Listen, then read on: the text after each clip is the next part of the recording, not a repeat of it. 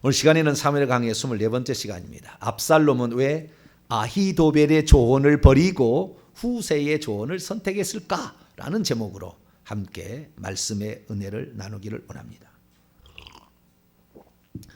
압살롬은 다윗의 셋째 아들인데 첫째 아들을 죽이고 나중에 아버지까지 죽이려는 아주 그걸 뭐라고 하죠? 호로 자식이 아니고 좋게 말하면 뭐죠? 폐역부도한 자식이라고 할 수 있나요? 뭐 그런 자식이에요. 악한 사람이 악한 마음을 품으면 여자는 온유래도 온유래 서리가 내려요? 그러지는 않는데 좌우지간 서리가 내린대요. 그런데 아들이 악한 마음을 품으니까 형을 죽이고 아버지까지 죽이려는 아버지의 첩들을 간음을 행하는 이러한 폐역부도한 이런 짓을 저지르는 그러한 사람이 되고 말았습니다. 그런데 참 하나님께 이것은 하나님께서 다윗을 지금 범죄한 것에 대해서 갚으시는 거잖아요. 남의 아내를 빼앗은 거, 그 다음에 죄 없는 그 빼앗은 아내의 남편 우리야 장군을 죽이게 한 거. 그럼 너도 피눈물 한번 흘려봐라. 하나님 그런 거 아니에요? 그러니까 그 지도자들은 하나님께서 가만두지 않아요. 잘못했으면 피눈물을 흘리게 하는 거예요. 감사해야 돼. 그런데 이 다윗은 그것을 경험하면서 감사하며 가요. 왜? 내가 당연히 그 벌을 받아야 된다 이렇게 생각하는 거예요. 어떤 사람은 하나님 너무하시네요 막 이럴 수도 있잖아요. 이 정도 하시면 됐죠. 그만두세요. 이렇게 할 수 있잖아요. 근데 다윗은 끝까지 그것을 오롯이 자기의 것으로 받아들이게 갑니다. 오늘은 이제 무혈 입성하여 압살롬이 예루살렘에서 이제 다윗의 뒤를 이어 왕이 되었다고 선포를 하고 이제 왕정을 시행하게 되는데 가장 첫 번째 과제는 다윗과 그의 함께한 자들을 치는 거. 이게 첫 번째 과제예요. 어떻게 할 것인가? 그래서 대신들을 모아놓고 신하들을 모아놓고 회의를 하는 것이 오늘 본문이고 이때 두 사람이 압살롬의 조언자로 등장하는데 한 사람은 아히도벨, 한 사람은 후세라는 원래 둘 다 다윗의 모사들입니다. 척사들인데 이 두 사람에게 조언을 구합니다. 그래서 압살롬이 선택을 했는데 이 선택 과정에서 우리 뭘 알아야 되냐? 지도자는 과연 어떠한 그 아랫사람의 의견을 청취하는가 이걸 지금 봐야 돼요. 지도자가 근데 우리가 여기서 이제 배워야 될 게 뭐냐면은 지도자가 어떠한 상태에 있느냐에 따라서 아랫사람이 얘기해도 어떤 것은 받고 안 받고예요. 그냥 거꾸로 얘기합니다. 이 사람이 이 지도자가 누구를 썼느냐 누구를 가까이 두느냐는 곧 그 사람의 마음과 똑같다는 걸 아셔야 돼요. 그러니까 최고의 지도자 옆에 누가 거기에 있느냐를 지켜보시면은 그 사람의 마음이 왜 그 사람을 쓴다고 말이에요. 오늘 본문 말이니 그 사람을 쓰는 거예요. 자기의 마음에 드는 사람을 쓰는 거예요.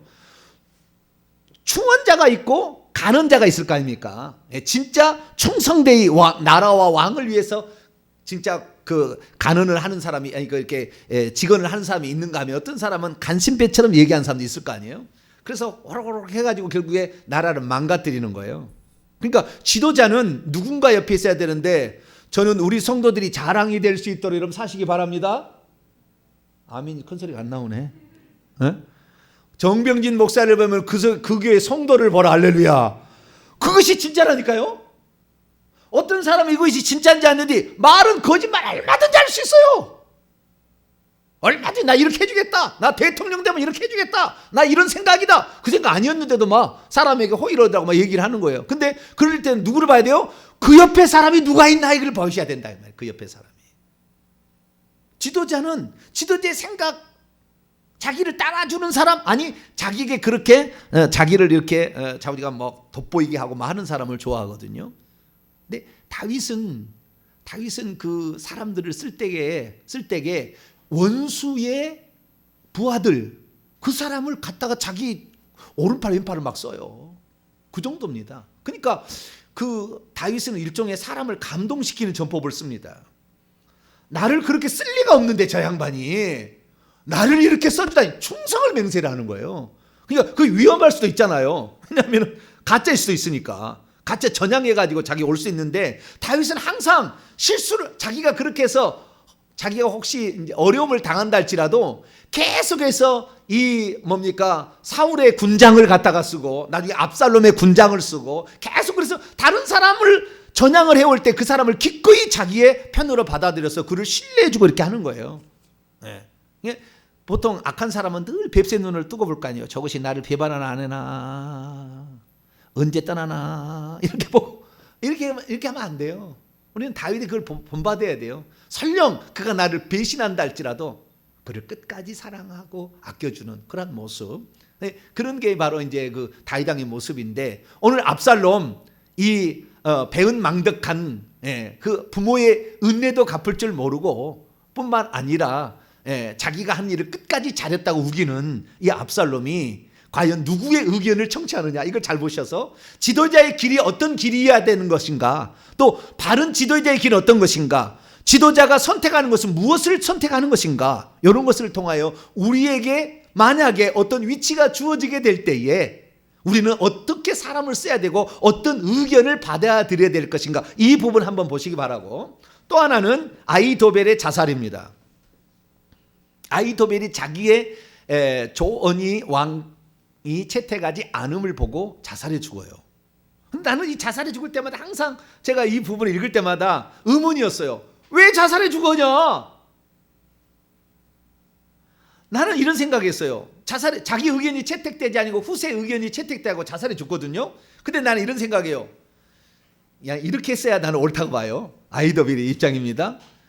왕이 이번에는 나의 의견을 받아주지 않았으니 내가 반드시 어느 순간에 왕의 마음을 내가 훔쳐서 다음에는 내 의견을 완전히 받아들일 수 있도록 내가 해야 되겠다.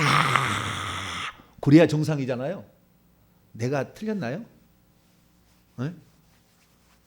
내 의견을 안 받아줬으면 또 다른 경쟁자가 있으면 다음에 내 의견을 반드시 왕이 받아줄 수 있도록 내가 만들어야 되겠다고 와신 상담을 해야 정상이지 자기 의견 안 받았다고 그냥 죽었다. 목매달아 죽었다.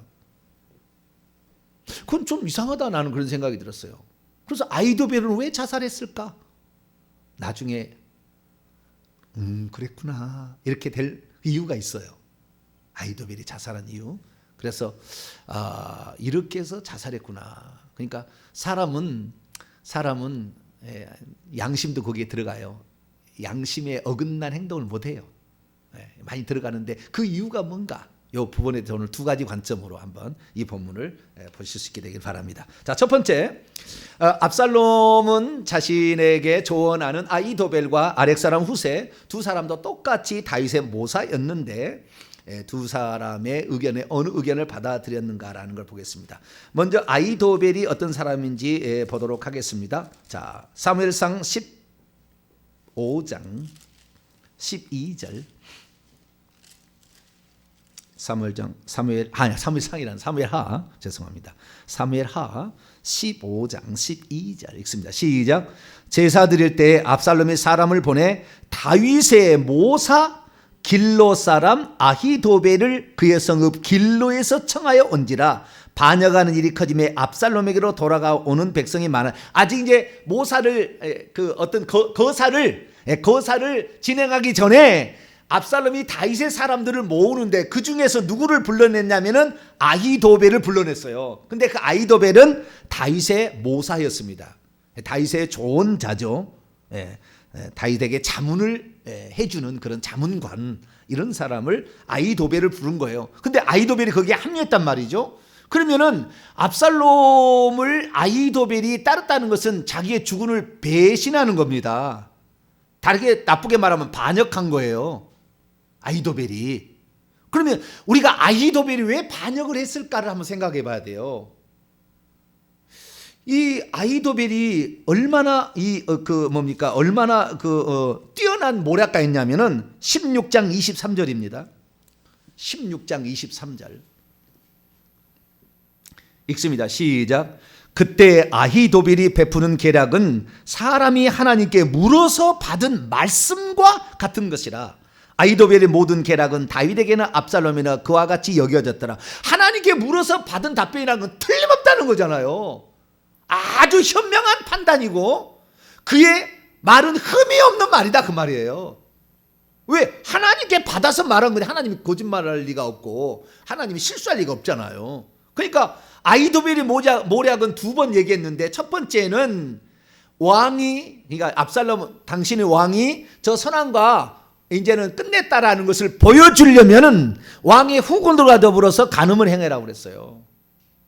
백주 대낮에 텐트를 치고 왕의 그 후궁들을 겁탈을 하라고 이렇게 얘기했다고요. 그래야만이 왕과 완전히 이제는 끝났기 때문에 백성들도 압살롬을 따를 것인가 그 다음에 다윗을 따를 것인가를 결정하게 만들려면 이 사건이 좋다 그렇게 얘기한 거예요. 그 첫 번째인데 그것을 압살롬이 받아들였습니다. 그래서 이제는 나하고 아버지는 끝났다. 나를 따를 것이냐 아버지를 따를 것이냐는 너희들이 결정하라 이렇게 결정을 내리게 됐어요. 그런데 압살롬이 무려 4년 동안 예루살렘에 돌아와서 사람들의 마음을 훔쳤잖아요. 성문 앞에 있으면서 재판받으러 온 사람이 무슨 일로 왔어? 이 청 안에 들어가봤자 왕이 탐관 우리만 둬가지고 당신을 바르게 재판해줄 사람 없어? 나에게 얘기해봐. 그래서 얘기해서 자기가 해주고 막 해줘버린 거예요. 그리고 막 빼안아주고 뽀뽀해주고 막 그러니까 4년을 그래가지고 완전히 백성들의 마음을 압살롬이 돌려왔어요. 잘생겼지. 자기가 당신이 옳다고 이렇게 편들어주지. 그 다음에 어려운 일 있으면 돌봐주지 하니까 이 지금 다윗에게 있었던 마음이 압살롬에게 가고 있는 그런 상태에서 지금 이제는 압살롬을 선택할 것인가 다윗을 선택할 것인가 했을 때에 그때에 아히도벨이 확실히 선을 그으라고 했거든요. 그 첫 번째 아히도벨이 베푼 모략이었어요. 근데 이것이 진짜 그대로 시행이 됩니다. 그래서 성경 말씀이 이루어져요. 백주 대낮에 다윗 너는 캄캄한 모르게 아무도 모르게 네가 했지만 네가 벌을 받을 때는 백주 대낮에 네의 철을 그렇게 범하는 사람이 있을 거다라고 얘기를 했거든요. 그리고 그게 이루어집니다. 두 번째 계략을 베푸는데요. 이것이 오늘 본 말씀이에요. 두 번째 계략도 100% 옳은 거예요. 나쁜 쪽에서 섰지만 틀림없이 그렇게 하면 진짜 엄청난 일이 벌어질 수 있었어요. 다윗이 위험할 수도 있었다고요. 그런 계략을 베풉니다. 아주 지혜로운 계략을 베풀어요. 자, 17장 넘어옵니다. 1절에서 3절까지가 아히도벨이 두 번째 압살롬에게 그 말씀드린 모략입니다. 모사입니다. 아히도벨이 또 압살롬에게 이르되 두 번째입니다. 이제 내가 사람 12,000명을 택하게 하소서. 오늘 밤에 내가 일어나서 다윗의 뒤를 추적하여 그가 곤하고 힘이 빠졌을 때 기습을 해서 기습작전이죠. 그를 무섭게 한다면 공포에 떨게 한다면 그와 함께 있는 모든 백성이 도망하니 그러면 내가 다윗 왕만 죽이고 모든 백성은 당신께로 돌아오게 하리니 모든 사람이 돌아오기는 왕이 찾는 이 사람 다윗에게 달렸습니다. 그러니까 그를 죽여야 된다는 거죠. 그리하면 모든 백성이 편안하리이다. 자, 아주 나쁜 놈이잖아요. 자기가 자기를 신뢰해서 왕이 모사로 삼았던 사람인데 자기 주군을 지금 배반해서 그걸 죽이겠다고 지금 작정 들은 거잖아요. 하나님 편에 봤을 때는 아주 나쁜 거예요. 그렇죠? 그러나 압살롬 편에서는 아주 지혜로운 지금 조언을 해준 겁니다. 아주 정확한 거예요. 왜냐하면은 그 왕이 갑자기 그런 소문 압살롬이 쳐들어온다니까 그냥 걸음만 나살래라고 내뺐잖아요. 막 도망치는 중에 먹을 것을 제대로 챙겼습니까? 왕이 그러니까 걸어갔어요. 성경에 보니까 맨발로 걸어갔다고 나와요. 왕이 막 가마도 못하고 지금 걸어가고 있어요. 그런데 그 광야를 걸어가가지고 지금 요단강 가까이 걸어갔으니까 얼마나 힘들겠어요. 지쳐가지고 전부 다 지금 쓰러지려고 하는 편이니까 요단강 건너가서 잠을 자야 안전할 텐데 얼마나 피곤했으면 여기서 자고 가자 그렇게 된 거예요. 그런 상황에 있을 정도로 다윗이 피곤하니까 기습으로 해가지고 가가지고 다윗만 제거하고 온다고 한다면 그리고 백성들은 돌아오게 하니까 내가 압살롬이 당신이 마음을 돌려놨으니까 많이 돌아오게 한다면 이 나라는 평안할 겁니다. 아주 지혜로운 악한 쪽에 여러분 이런 사람이 많으면 나라 망하겠죠. 그죠? 이런 지혜로운 사람이 막 있으면 안 돼. 그러니까 그 다윗이 그러잖아요. 아히도벨이 거기에 썼다니까 아히도벨의 지혜를 허물어 뜨려 주소서라고 다윗이 기도를 합니다. 그래서 나중에 이 하나님이 그 기도를 들으시고 결국에 압살롬이 아히도벨의 조언을 듣지 아니하고 후세의 조언을 들어서 그리고 자기가 죽음의 길을 들어가게 되는 거거든요. 근데 어쨌든 여기까지 아주 잘한 거예요. 아주 잘했습니다. 그러니까 아히도벨의 모략이 대단한 사람이었다. 이렇게 제가 볼 때는 1인자 같아요. 후세보다 더 뛰어난 것 같아요. 그런데 결국에 이 후세가 나중에 그 다윗을 그 같이 따라가려다 아니야 다시 들어가라. 그래서 오히려 그 휴민트처럼 이렇게 보낸 거 아닙니까? 간첩 비슷하게 이렇게 보낸 거 아니에요? 그래서 지금 왕의 내가 이제는 압살롬에게로 하나님의 나라가 기울었고 내가 당신의 아버지를 섬긴 것처럼 당신을 섬기겠다고 이렇게 얘기를 했기 때문에 후사의 견해도 한번 들어보고 이것이 진짜 내 편이 들어주는지 안 되는지 확인을 하려고 한 거예요. 네, 여러분 보세요. 이 후세가 제안했던 이 조언이 결국에 압살롬이 선택을 하게 되는데 왜 선택을 했는지를 알아야 돼. 그것을 둘 중에 하나거든요. 둘 다 똑같은, 둘 다 아주 좋은 계략이었어요. 이쪽 계략 지금 아히도벨 계략도 대단히 좋은 것이고 진짜 다윗을 위험에 빠뜨릴 수 있는 아주 좋은 계략이었습니다. 그런데 후세의 계략을 선택해요. 그럼 후세는 뭐라고 조언을 했길래 왕이 후세 쪽으로 기울였을까라는 거 봅니다. 5절부터입니다. 압살롬이 이르되 아렉 사람 후세도 부르라. 우리가 그의 말도 한번 들어보자. 저놈이 진짜 전향을 했는지 나를 충성할 놈인지 한번 내가 알아봐야 되겠다라고 이제 얘기를 한 거예요. 이 아렉 사람 후세는 어떤 사람이냐? 아렉 사람 후세는 다윗의 친구이자 모략가입니다. 자, 15장 37절입니다. 15장 37절. 시작. 다윗의 친구 후세가 곧 성읍으로 들어가고 압살롬도 예루살렘으로 들어갔더라. 그래서 다윗의 친구이자 압살롬의 다윗의 척사였던 후세를 부르라고 그런 겁니다. 그래서 이거 시험해 보려고 지금 하는 것이고, 그런데 여기에서 그냥 후세의 말에 폭 빠져버려요. 후세가 압살롬에게 이르되, 압살롬이 그에게 말하여 이르되 아히도벨이 이러이러하게 조언을 했다. 너도 내게 한번 말해보라. 7절. 후세가 압살롬에게 이르되 이번에는, 이 말이 여러분은 이게 참 이 부사 하나가 아주 그래. 이번에는 이게 바로 아주 중요한. 이번에는 아히도벨이 베푼 계략이 좋지 않습니다. 이 말에 그러면 더 좋은 계략이 있어?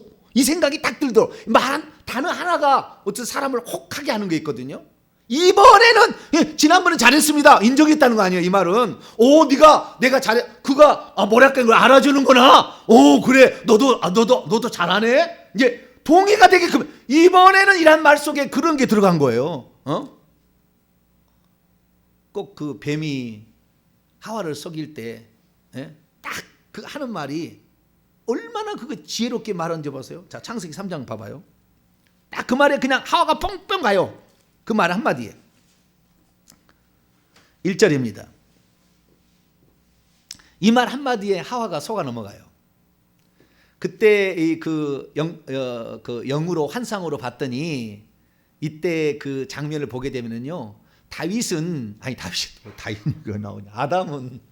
아담과 하와가 있는데, 아담은 이 수풀을 헤치고 그 선악과 생명나무 있는 곳으로 가고 있었고, 하와는 그 뒤를 따라가고 있었을 때 그 뒤에서 뱀이 유혹하는 거예요. 환상으로 이렇게 보여준 걸 보면은 그 상황이에요. 그러니까 지금 뱀하고 지금 아담은 한참 지금 앞에 수풀을 헤치고 가고 있는 거고, 그러니까 잘 들리지 않는 상황에 하는 거예요. 1절 있습니다. 시작. 그런데 뱀은 여호와 하나님이 지으신 들짐승의 가장 강교하니라. 뱀이 여자에게 물어 이르되 하나님이 참으로 너희 동산 모든 나무의 열매를 먹지 말라 하더냐? 참으로라는 이 말 한마디에 부사어. 이번에는 참으로 먹지 말라. 아닐 거야 이 말이잖아요. 그 말은 그게 아닐 거야. 네가 잘못 들었을 거야. 그렇게 하나님이 너에게 안 주려고 그렇게 안 했을걸? 그런 말이 그냥 이 말 한마디에 부사에 뿅 가는 거예요. 그러니까 여러분 사람을 속이는 가장 중요한 말은 부사예요. 부사에 너무 속지 마세요. 최고로 감동돼야 그냥 뭐냐? 알았어, 네 뜻대로 해. 큰일 나는 거예요. 부사에 조심해야 돼요, 우리는. 근데 자, 다시 돌아왔어. 이번에는 아히도벨이 베푼 계략이 안 좋습니다. 왜 안 좋느냐? 그렇게 하니까 이제 말합니다. 8절. 사무엘하 17장 8절입니다. 당신도 아시거니와 당신의 아버지와 그의 추종자들은 용사들입니다. 그들은 들에 있는 곰이 새끼를 빼앗긴 것처럼 지금 아주 쓰라린 마음의 상태가 있습니다. 그렇기 때문에 당신의 부친은 또한 전쟁에 익숙한 군인 아닙니까? 그렇기 때문에 백성들과 함께 잘 리가 없습니다. 어딘가에 9절 어디 굴 속인가 어딘가에 지금 딱 숨어 있다가 누군가가 오게 되면 그놈을 쳐서 몇을 쓰러뜨리게 되면은 압살롬을 따르는 자가 실패했다라고 한다고 한다면 10절 그가 사자 같은 마음을 가진 지금 당신 용사의 아들인 지금 압살롬이라 할지라도 당신도 낙심할 겁니다. 그 얘기를 듣게 되면. 그러니까 그렇게 하지 마시고 또한 이 10절 하반절 보면 그는 당신의 아버지는 영웅이고 그의 추종들도 전부 용사니까 그렇게 허술하게 지금 방비하고 있을 것이 아니면 허술하고 방비하고 있거든 지금. 실제는 피곤해갖고 지쳐갖고 그냥 막 이렇게 있는 상황인데 이 얘기도 그럴듯하지 않습니까? 그렇다잖아요. 그러니까 둘 중에 하나를 선택해야 돼. 누군가는 맞는 얘기야. 둘 다 맞는 얘기 같아. 하는데 11절 나는 이렇게 그래서 계략을 베풉니다. 온 이스라엘을 단부터 부엘세바까지 저 북쪽과 남쪽이 이스라엘 경계입니다. 거기에 있는 모든 이스라엘 사람들을 바닷가의 모래처럼 당신께로 모으시고 친이란 말이 더 중요해요. 이 부사가 또 그냥 이 압살롬을 뿅 가게 했어. 친히 당신이 나가서 전장에 나가셔서 지휘를 하셔가지고 하늘에서 이슬이 땅에 내린 같이 기습을 쫙 해가지고 한 놈도 남기냐고 딱 죽인다면 왕의 만세 사람들이 외칠 거 아닙니까? 그러니까 벌써 요게 딱 많은 듣는 사람의 허영과 교만이 확 올라가는 거예요. 당신이 친히 나가서 딱 지휘를 해서 그냥 이슬을 덮친같이 쫙 해버리면은 그냥 당신이 승리하면 온 사람이 우와 압살롬 이렇게 당신을 한다니까 허영에 그냥 확 올라간 거예요. 교만이. 여러분 절대 정병진 목사 올리려고 생각 마세요. 네? 우리 목사님 세계에서 최고다. 절대 그럴 리도 없고 세계에서 최고 되는 목사님 그런 기도하지 마세요. 다음에는 우리 목사님 사명에 충실한 목사님 되게 해주세요. 할렐루야. 그렇게만 기도하시라고. 네? 그렇게만. 우리 교회가 몇 년 안에 건물도 세우고 하면은 어마어마하게 올 거예요. 보세요, 잠깐. 어마어마하게 올 거예요. 그러니까 되든 안 되든 간에 우리는 하나님께서 우리에게 부여한 사명, 낮을 때 낮은 위치에 있으나 높은 위치에 있으나 우리가 없을 때나 가질 때나 항상 겸손하게 우리는 자신의 본분을 잘 해야 될 줄로 믿습니다. 네, 그렇게 해가지고 딱 가시고. 그리고 그 다음에 이제 허황에 들뜬 얘기를 비유로 설명을 하는 거예요. 13절. 만약에 다윗이 어느 성에 들어가서 있으면 온 이스라엘의 밧줄을 가져다가 그 성을 칭칭 감아가지고 작은 터널라도 보이지 않게 칭칭 감아다가 물속에 던져버리면 완전히 개판, 완전히 그냥 끝장나버려요. 막 얘기를 한 거예요. 그냥 지금 자. 아히도벨의 조언도 맞을 것 같고요. 다윗 용사 이 후세 말도 맞는 것 같아요. 근데 이 두 차이가 뭐냐는 거. 왜 여기에서 이 압살롬이 후세 말을 들었느냐 이거예요. 그것은 딱 하나 차이예요. 뭐냐면은 아히도벨은 압살롬을 오히려 아끼기 때문에 자기가 나가서 다윗을 죽이고 오겠다고 했어요. 압살롬은 오히려 아낀 겁니다. 왜? 위험할 수 있으니까. 아비새가 있고 요압이 있잖아요. 다윗에게는. 어떻게 죽을 줄 몰라요. 진짜 아비새에게 죽어버립니다. 아니 아비새란다. 요압에게 그냥 심장 찔러서 죽여요. 바로 이 다음에 압살롬 죽임을 당합니다. 그러니까 이걸 압살롬을 살리기 위해서 내가 나가서 다윗만을 죽이고 오겠습니다.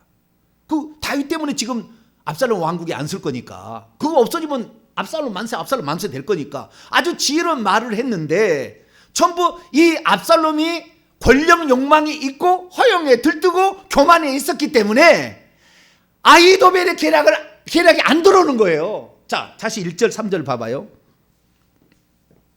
17장 1절 3절 보면 아히도벨이 내가 이렇게 얘기한다고요. 그러니까 그 얘기 안 들어오는 거예요. 당신 후세는 그래요. 당신이 하소서 이렇게 되지만 지금 아히도벨은 내가 이렇게 한다고요. 그러니까 안 들어와 이게 말이. 이게 참 지도자는 그 제대로 판단을 해야 돼. 자기를 막 높여주고 그런 허영에 들뜨게 거기에 속아 넘어가면 안 돼. 근데 1절 보세요. 1절 3절 다시 한번 읽어볼까요? 1절부터 2절까지만 읽어도 됩니다. 시작. 아히도벨이 또 압살롬에게 이르되 이제 내가 사람 12,000명을 택하게 하소서. 오늘 밤에 내가 일어나서 다윗의 뒤를 추적하여 그가 고나고 힘이 빠졌을 때 기습하여 그를 무섭게 하면 그와 함께 있는 모든 사람이 도망하리니 내가 다윗 왕만 쳐. 내가. 그러니까 이 권력의 욕망이 가득한 사람은 네가 공을 세울래? 이런 거에 이게 들리는 거예요. 들릴 때는 네가 공을 세우겠다고? 나한테 공을 안 돌리고? 이런 말로 들리는 겁니다. 악한 지도자는 모든 공을 자기가 가져가려고 그래요. 다 악한 지도자예요. 이게 특징이에요. 우리는 수고한 사람에게 그 수고한 사람에 공평하게, 다윗이 이 시글락에 있을 때 그때 그 잡아갔잖아요. 아말렉 사람들이. 그래가지고 600명이 가다가 이 200명이 남고 400명만 가서 이게 돌아왔는데 200명한테 이 전리품을 줄 거냐 말 거냐를 그때 사람들이 막 얘기를 해요. 어떤 불량배들이 피곤해서 못 간 사람에게 그 전리품을 우리가 주겠습니까? 그건 주면 안 된다고. 그러나 다윗은 아닙니다. 후방에서 우리를 위해서 기도하고 또 다음에 뭔가를 위해서 준비했다고 한다면, 그리고 우리의 물건들을 지키고 보호했지 않았느냐, 그들도 똑같이 나누자. 200명이 어떤 생각을 했겠어요? 다윗에게 충성을 맹세하는 거예요. 그때 어차피 뭐 그거 한 사람 뭐 전리품 많은 건데, 그렇게 해서 다윗은 사람들의 마음을 이렇게 누구든지 나는 그렇게 은혜 받을 만한 자격이 안 되는데 나에게 은혜를 베풀었구나 라는 생각을 갖게 될 때 그 지휘관에게 충성하는 모습이 나온다 그 말이죠.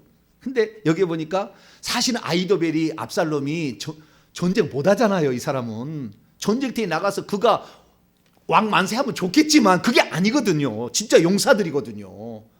다윗도 용사고 그 밑에 있는 사람도 용사이기 때문에 안 되니까 내가 가서 그 사람만 다윗 왕만 죽이고 오겠습니다. 이렇게 얘기했는데도 그 얘기를 안 듣고 당신이 친히 싹 휩쓸어 가지고 이슬이 확 덮이고, 말은 멋져요. 그죠? 말이 너무 멋져. 막. 성에 들어가서 밧줄로 칭칭 통해가지고 그냥 갔다가 말은 너무 멋져. 말은 높은 치인데 그런 것에 속아 넘어가면 안 돼. 지도자는. 그럼 망하는 거예요. 죽는 거예요. 그게 결국에. 그러니까 이 지도자는 참 이게 제 생각을 많이 해봐야 돼요. 많이 해봐야 돼요. 참 할 얘기가 내가 너무 많은데 생략하고. 지도자가, 그러니까 내가 지도자가 어떤 걸 선택하느냐를 찬찬히 보면은 그 사람의 생각이 원래 그런 거다 판단할 수가 있어요. 그 사람의 생각, 그 밑에 있는 사람이 누구가 있느냐, 그 사람이 그 생각이다라는 걸 알 수가 있는 거예요. 그래서 우리가 이 지도자를 판단할 때는 그 밑에 사람들을 보면 되는 겁니다. 아하. 장차 우리가 이제 대통령 선거를 하게 될 텐데 누구를 할 것인가, 그 옆에 사람이 누군가를 찬찬히 보시고, 누구의 의견을 따라갈 것인가. 그리고 밑에 사람이 얘기를 다 해도 그 자기의 딱 주대를 가지고 얘기한 게 있잖아요. 그런 것들이 참 중요한 거예요.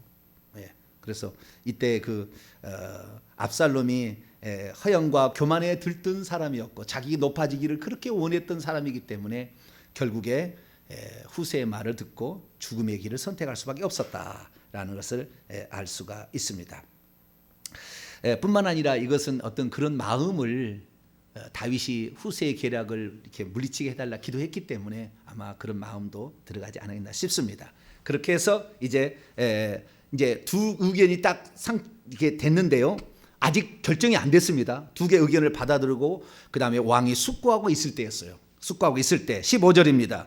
후세가 그 다윗이 남겨뒀던 제사장 사독과 아비아달 그리고 그의 아들들인 아히마아스와 요나단이라는 사람을 통하여 이제 이 사실을 빨리 다윗에게 알려서 도망가도록, 그래서 왕이 위험하지 않도록, 왜냐하면 아히도벨의 계략을 취해버리면 다윗이 죽을 수 있으니까 빨리 도망가라고 이렇게 하는데, 여기도 하나님의 은혜가 함께 하는 거예요.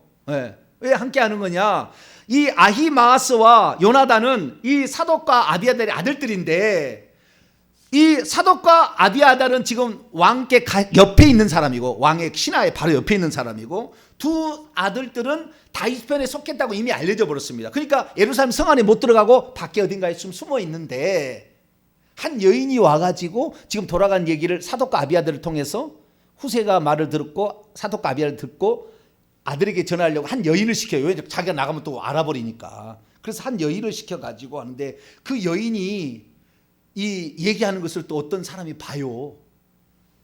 봐가지고 고해버립니다. 그래가지고 아히마아스와 요나단을 추격을 합니다. 추격을. 예. 그래서 그 여인이 어디 있느냐 그랬더니 시내를 건너갑시다 이렇게 얘기해가지고 결국에 그것을 피하게 만들고, 그래서 요나단과 아히마아스가 다윗에게 가서 이 사실을 증거함으로 빨리 요단강을 건너갑니다. 다 요단강. 그래서 위험한 일을 피하고 마하나임으로 갔는데, 마하나임은 사울의 아들이었던 이스보셋이 거기다 왕궁을 차린 왕도였습니다. 한때 조금 잠깐이었지만 요새화된 도시였기 때문에 그 마하나임으로 이제 가서 거기에서 도피를 하게 됩니다. 여기에 그런데 이때 이제 아히도벨의 죽음이에요. 23절 읽습니다. 시작. 아히도벨이 자기 계략이 시행되지 못함을 보고 나귀의 안장을 지우고 일어나 고향으로 돌아가 자기 집에 이르러 그의 집을 정리하고 스스로 명모여 죽음에 그의 조상의 묘에 장사되니라. 네. 참 안타까운 죽음이죠. 그죠? 그럼 왜 죽었을까요? 왜 자살해서 죽었을까요? 이를 앙당물어야 될 거 아닙니까 그때? 내가 다음에는 반드시 내 의견을 왕이 받아들이도록 하겠다라고 그렇게 했어야 되는데 이 아히도벨은 그렇지 못했어요. 왜 자살했을까? 왜 자살했을까? 참 고민을 많이 이렇게 했습니다. 근데 나는 아히도벨이 매우 명석하고 지혜로웠다라는 것에 대해서 성경을 증거하고 있으니까 그 관점으로 좀 생각을 해봤어요. 결국에 자기의 계략이 왕이 받아들이지 않고 후세의 계략이 받아들였을 때 일어날 모든 상황을 예견한 것 같아요. 틀림없이 우리 죽어는 죽는다. 이 전쟁은 실패한 것이다. 최고의 호기자 단 한 번에 주어진 호기를 놓쳐버렸다. 아히도벨은 생각을 한 거예요. 이때가 기회가 아니면 절대 이길 수가 없는데, 그러면은 결국에 뭐요?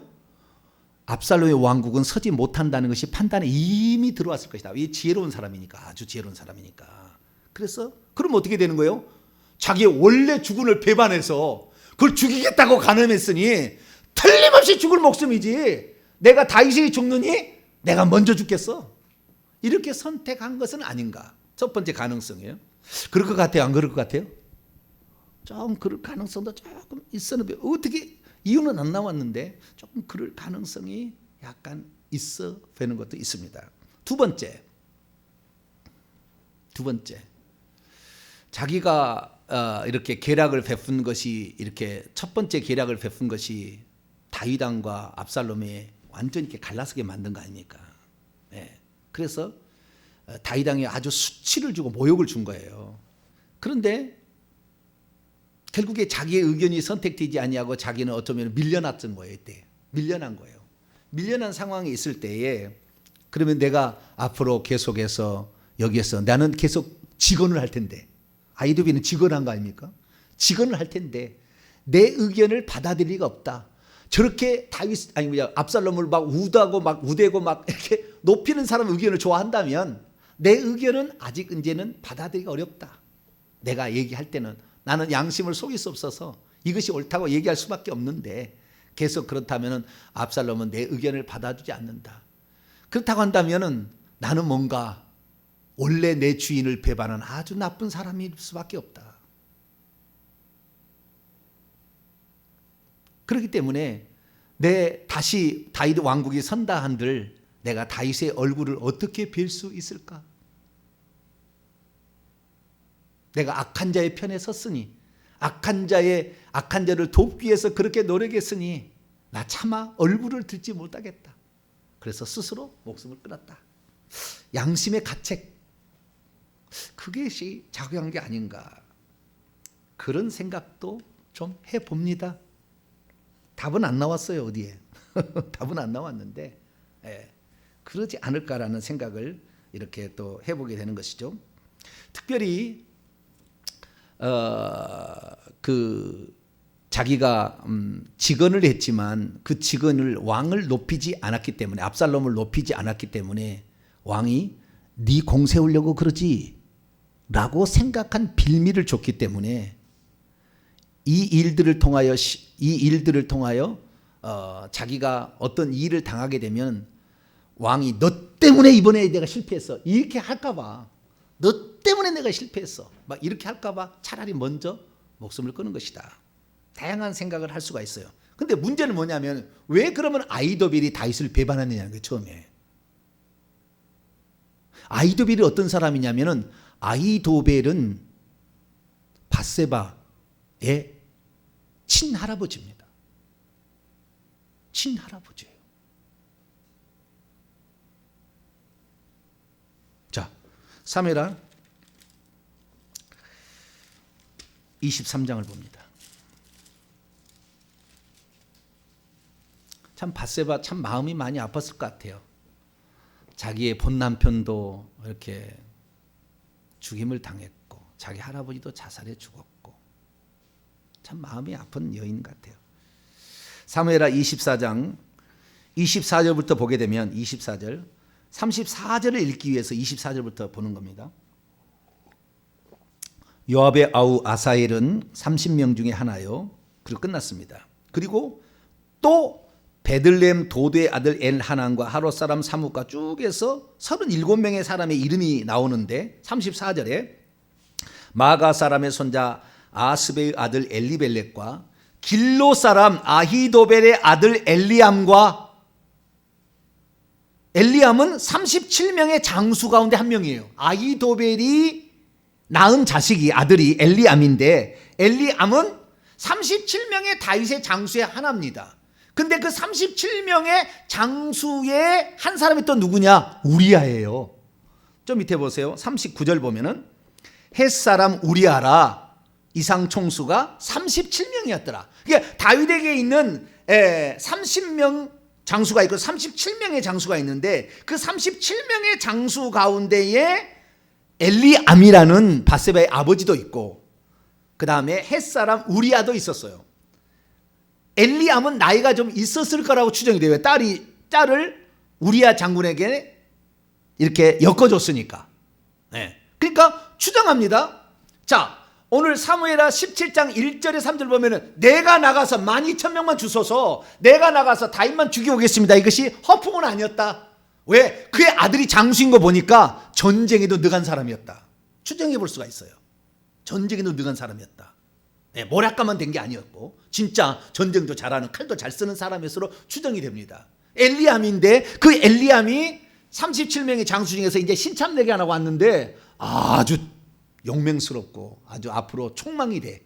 그래서 자기 딸을 연결해 가지고 시집을 보내지 않았을까 추정이 됩니다. 제가 영화를 씁니다. 지금 영화를 맞을지 안 맞을지 모르겠어요. 영화라는 것은 말만 있고 그 사이는 없는 거예요. 그래서 집어넣는 겁니다. 거기다가 픽션을 이렇게 집어넣는 거예요. 그 영화 중에 제가 지금 말하는 것은 나중에 천국 가서 물어보세요. 천국이나 그 가서 물어보세요.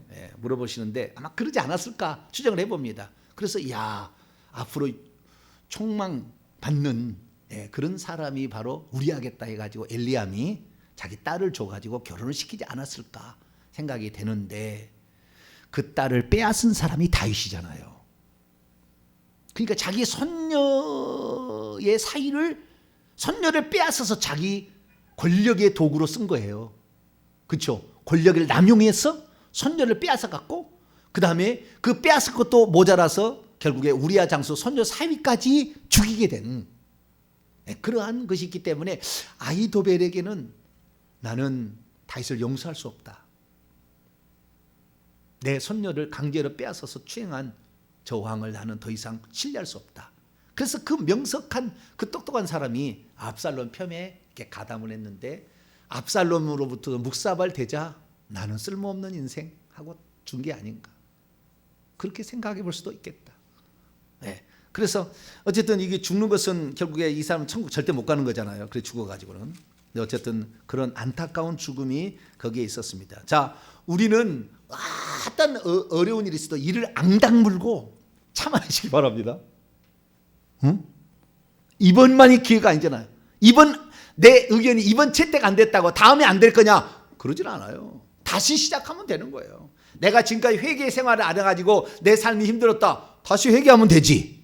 할렐루야. 네. 우리는 좀 마음을 좀 굳건히 해야 돼요. 굳건히. 마음을 강하게 하고 담대하라. 할렐루야. 실패했다고 그냥 거기에서 좌절하거나 실망하지 말고 우리는 조금 더 강하고 담대한 그런 마음을 가져야 되지 않겠느냐, 그런 생각이 듭니다. 그래서 결국에 이 위기 상황을 벗어나게 되었을 때 다윗을 돕기 위해서 세 사람이 몰려옵니다. 27절입니다. 사무엘하 17장 27절. 다윗이 마하나임에 이르렀을 때 암몬족 속에 속한 라빠 사람 나하스의 아들 소비. 원래 나하스의 아들은 한온이 첫째 아들이고 둘째 아들이 이 소비인데, 첫째 아들이 그 암몬 사람 나하스가 죽고 한온이 왕이 되었담을 듣고 10장 1절 이하를 보게 되면 그 나와요. 다윗이 그 조문객을 보냅니다. 그 한온한테 아버지가 돌아가셨으니까 참 내가 아버지하고는 잘 지냈는데 조문을 보냅니다. 그랬더니 한온이 그의 두 눈을 이렇게 뱁새 눈을 뜨고 보고 있는데 그 밑에 있는 신하들이 말하는 거예요. 왕이시오, 저 사람이 진짜 조문을 온 걸로 지금 보이십니까? 우리나라를 염탐해서 우리나라를 지금 쳐부수려고 염탐꾼을 보낸 겁니다. 그러니까 한온이 그래? 그러면은 가만두지 않겠다. 이 나하스도 원래 좀 처음에 이스라엘을 사울왕 때 쳐들어갈 때도 복종하라 했는데 네 눈들을 다 뽑혀야 내가 너희들을 종으로 받아주겠다, 뭐 그런 거 아닙니까? 그 집은 좀 이상한 집이야, 좌우지간. 뭐 눈을 뽑아. 그리고 그러니까 그 아들도 또 가관이야. 그 얘기를 듣고 또 생각을 잘해야 될 거 아니에요. 이거 진짜 나를 우리 아버지 죽음을 조문해서 온 거냐, 아니면 정말 염탐꾼 온 거냐, 둘 다 가능성은 있어요. 그죠? 가능성이 있어요. 그런데 지도자는 뭘 선택한다고요? 자기의 생각을 선택한다니까. 그 자기 생각을 말해주는 사람을. 염탐꾼이다 자기 생각하고 있었던 것 같아요. 그래가지고 그 염탐꾼이라니까 그냥 수염을 이렇게 절반을 잘랐는지 이렇게 잘랐는지 절반을 잘라버리고, 이스라엘은 치마 옷을 입었는데 엉덩이가 보이게끔 가위로 잘라버렸어요. 그래가지고 보낸 거예요. 얼마나 수치스럽겠어요, 이스라엘 그 신하들이. 그래서 여리고성에서 수염이 자랄 때까지 있다고 왔다고 그러잖아요. 다윗이 이걸 듣고 가만두지 않겠다 해서 결국에 그를 정복을 했는데 그 한운으로부터 왕관을 빼앗아 썼다고까지만 돼 있지 한운을 죽였다고는 말은 또 안 나와요, 성경에. 여기서 그러면은 왜 소비라는 사람 둘째 아들이 그 왕한테 먹을거리를 가지고 왔냐 이거예요. 28절부터 29절 보면은 침상도 가져오고요. 침대도 가져오고 대야도 대야, 그러니까 잠자고 씻고 하는 거 가져왔지 않습니까? 질그릇까지. 그 다음부터는 곡식이라 밀, 보리, 밀가루, 볶음국식, 콩, 팥, 볶음국, 녹두, 꿀, 버터, 양, 치즈 뭐 이런 먹을거리를 엄청나게 가져왔다는 거 아니에요. 그러면은 이 소비가 왜 가져왔겠어요? 지금 피난온 사람이고 앞으로 꺼질 수도 있는 사람인데 그것은 뭔가 은혜를 갚기 위해서 온 거예요. 은혜를. 그러니까 이 둘째 아들은 그 자기 형이 한온이 결정했던 것이 잘못되었다고 이것은 그렇게 생각하고 있었던 것 같아요. 그래서 다윗이 우리를 위하여 우리 아버지를 진짜 조문하기 위해서 온 건데 우리 형이 잘못 판단했어. 근데 그 다윗 왕이 지금 어려움을 처했다니까 빨리 가서 도와주자. 그리고 한온을 안 죽인 것 같아요. 죽였다는 말이 없어요. 우리 형이 그랬으면 나 같으면 틀림없이 죽였을 텐데 우리 형을 죽이지 않았으니 이런 고마운 분이 어디느냐라고 감사함으로 이렇게 찾아왔다는 거예요. 여러분들 늘 일상생활에 나를 도울 수 있도록 이렇게 사랑의 빚을 지시기 바랍니다. 사랑의 빚을 잖아야 어려울 때 와서 도와주는 사람이 생기지. 내가 평소 때 도와주도 안 해. 그런데 나를 도와주기를 바래? 안 되는 거예요. 그게 안 되는 거예요. 다윗은 이렇게 그렇게 했다는 거예요. 그 다음에 로드발 사람 암미엘 아들 마길, 로글리 사람 길라 사람 바르실레, 요 두 사람에 대해서는 다음에 더 나오니까 제가 다음 기회에 더 얘기해요. 이들도 어쨌든 그러한 다윗을 돕고자 하는 마음을 하나님께서 주셔서 다윗이 그 외롭고 힘들고 고단할 때 먹을거리도 갖다 주고 쉴 수 있는 공간도 만들어주는 이들을 참 귀하게 여기고, 바르실레를 얼마나 사랑했는지 몰라요. 나중에 바르실레를 위해서 바르실레가 얼마나 또 겸손한 사람인지 몰라요. 바르실레 존경할 만한 사람. 나중에 바르실레 얘기를 하게 될 텐데, 그래서 이런 다윗에게는 좋은 사람이 붙게 되더라. 그건 뭐예요? 다윗이 그만한 자비를 베풀고 긍휼을 베풀고 사람을 사랑하고 아껴주고 이렇게 했더니 그러더라. 그래서 우리의 삶에 있어서도 우리가 다 잘할 수는 없어도, 그러나 누군가의 도움의 손길이 있을 때 잘 좀 이렇게 사랑해주고 보듬어주고 안아주고 좀 같이 어려움도 같이 울어주고 이렇게 하게 될 때, 어려울 때 우리를 도울 수 있다는 것을 우리가 가슴에 새기면서 정말 그런 지도자가 우리 지도자의 곧 대통령으로 세워주게 해달라고 잘 기도하는 자 여러분 되시기를 바랍니다. 거룩하신 하나님 감사합니다. 지도자는 어떤 의견을 선택하는가? 지도자 자신이 하나님께서 보시기에 훌륭해야지. 인간의 욕심과 욕망과 교만과 높아지는 욕구를 어떻게 이겨볼 수 있겠습니까?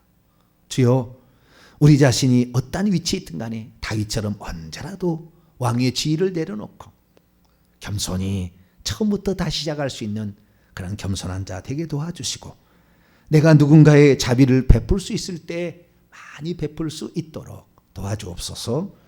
예수님의 이름으로 기도하옵나이다. 아멘.